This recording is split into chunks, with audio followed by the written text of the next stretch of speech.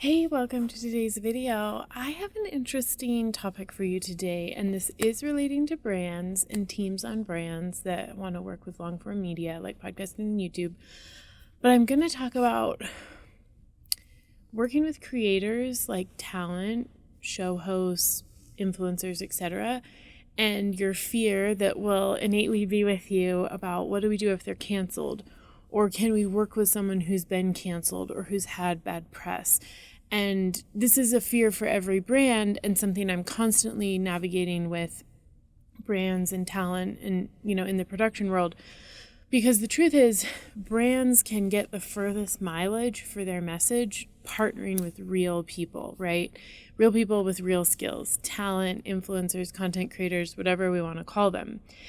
And the inherent risk in doing that is that person, that creator, might very well do something down the line or has done something in the past that would be considered faux pas, likely to get them canceled, not go over well, damage their reputation. And of course, every brand from Disney to Apple to everyone wants to only work with creators who are brand safe, who are never going to offend anyone, who will always, get it right on the nose with public affairs, but that's just not reality.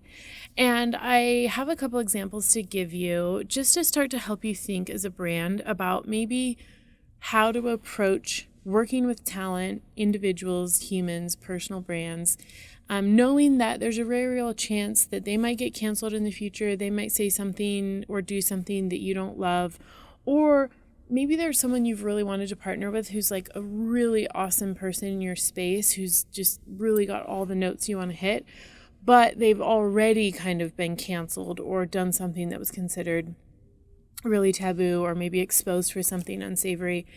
And you're trying to navigate, like, what would it look like for us to partner with them? So I obviously don't have the answer for everything. This is just some food for thought, and it's super important you make a good decision for your brand and your guidelines and your values. But I want to give you two examples to kind of maybe open your mind to how you can think about this. One is Monica Lewinsky and one is Ellen DeGeneres. And I'm sure you have opinions as soon as I say those names, right? In 2025, both of those women are extremely well-known household names in the U.S. at minimum, if not the world, for being extremely well-known for good and bad, right? For good things and bad things. Monica Lewinsky, for decades, was very closely associated with Bill Clinton and the scandal during his presidency around an affair. That was before social media, so she really had a very unique experience of being canceled prior to social media. And now today, I don't know if you followed her, but she now has a podcast. She's done a TED Talk about what it meant to be canceled. And she's having and leaning into the conversation of being a very public figure, only known for one thing. And how do you move on in your life after that? So she's a really interesting example. If you listen to her TED Talk, it's very sobering, talking about her experience back in the 90s when this went down, and how she's evolved. And she's a fascinating figure to listen to because she experienced something almost nobody else on the planet experienced at that moment in time when email was new, but social media wasn't a thing, and she was being covered in this, really terrible light at a time when women were, messaged about in a certain way versus men. So she's a really cool example to think about. Like, the second you hear that name, you are intrigued. You have a reference point. You're curious about what she might be saying, especially if she was partnered with a brand. That would seem like a really interesting juxtaposition, right? But you would really want to listen to what she's saying because she has a lived experience almost unlike anyone else on the planet. Could be a very interesting talent partnership if the right fit was there for your brand and your audience. Another example is Ellen DeGeneres. She, I think just last year, came out with her last comedy special ever. She did a tour. She did a stand-up comedy routine on stage and filmed it, and it's on Netflix. And I just watched it like last month. And it was really an interesting moment for me because if you remember Ellen DeGeneres, she's had a very long career in the comedy world. She was on TV. She came out as a lesbian on TV, which was a really big moment at the time she did it. Kind of got canceled for that and dropped. And then she came back as a beloved TV show host for over a decade, as this like everyone loved Ellen. And then she got canceled again for being what was, promoted in the media as mean, terrible boss, like had created a really toxic work environment on her set. Some really rough things went down. And so she ended her career on her TV show, like really at a low. Kind of like her whole legacy had been smashed, and she kind of went into retirement like on a very sad note. So in this comedy special that she did, her very last one, it was fascinating to watch, because how do you do that, right? How do you go from being this beloved TV talk show host that everybody knows and associates with being happy and positive to then kind of this expose and then go back to the stage as a comedian? And it was really powerful and interesting, because she does talk about it in the special. And she, is a brilliant comedian to this day. Like, she still is an incredibly good at that craft. And she's talking about that entire experience and, what do I choose to do now? And I was just thinking over the last couple months about both of those women, super unique talent that have gone through very interesting things, that anyone who's heard their names would be fascinated probably to know their thoughts and takes on certain parts of culture and the experience of being canceled or exposed or kind of, falling out of favor.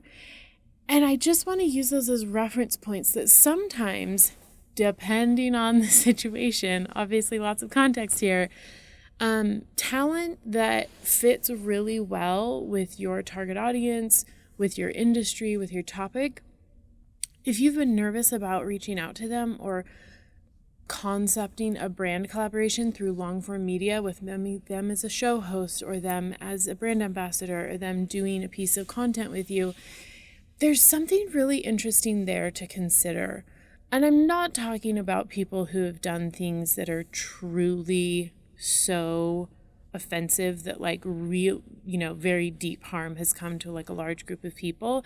And you have to make that call, right? You have to do your own research. I'm not co-signing on Ellen or Monica in this moment. I'm using them as examples. I certainly haven't done enough research myself to like have a fully formed opinion about what whether I think what they did was right or wrong, etc. But I think there's something really interesting here around knowing that cancel culture is very powerful in our current media landscape and has been for several years. Knowing that sometimes like the hot fire or the trending moment, or there's always a target on someone who's very successful on their back, that can create a really interesting conversation. And sometimes time needs to pass, right? Sometimes there does need to be apologies or reparations or an acknowledgement of wrong. Every single circumstance is different. And sometimes people do things that are really horrific and they're not at all apologetic. And I would not recommend you work with those folks on a brand deal. Like that is not my recommendation. But sometimes I think it's the most interesting intersection when you see a well-known figure, someone who has incredible talent in the media space, who has been kind of thrown in the mud or exposed, or a big mistake has been revealed, or they were just caught in some really nasty crossfire. And time passes, and there is a wisdom there and a really interesting opportunity there for a brand to explore a conversation, or maybe for that person to be the moderator or the facilitator of some really interesting conversations, because they have both a skill and a lived experience that is very unique and is quite compelling. And your target audience may very well only listen to that message through their perspective. Okay, I know this is a different kind of video today, but I had this jotted in my notes for a while to do a video on this because I think it's so compelling, and I think it is a space that a lot of brands are really scared to walk into for obvious reasons. And like I said, there are so many nuances and contexts to give every single situation and every single person that you may be considering partnering with. You really do have to take responsibility for your own research, your own fact checking, your own understanding of the situation. But I want you to just get curious. If you've been brainstorming about working with talent or doing a collaboration with a content creator or having someone host maybe a long form series in connection with your brand, and the person you really would love, you're a little nervous, maybe based on their past or maybe what might happen in the future, maybe think a little bit more in the context of like, what does it mean to be human? And what does our brand have to say about that? And what are we willing to align with and what are we not? And maybe something really interesting could come from that. Okay, that's the video for today. Leave a comment if you want to go deeper on this, and I'll see you next time.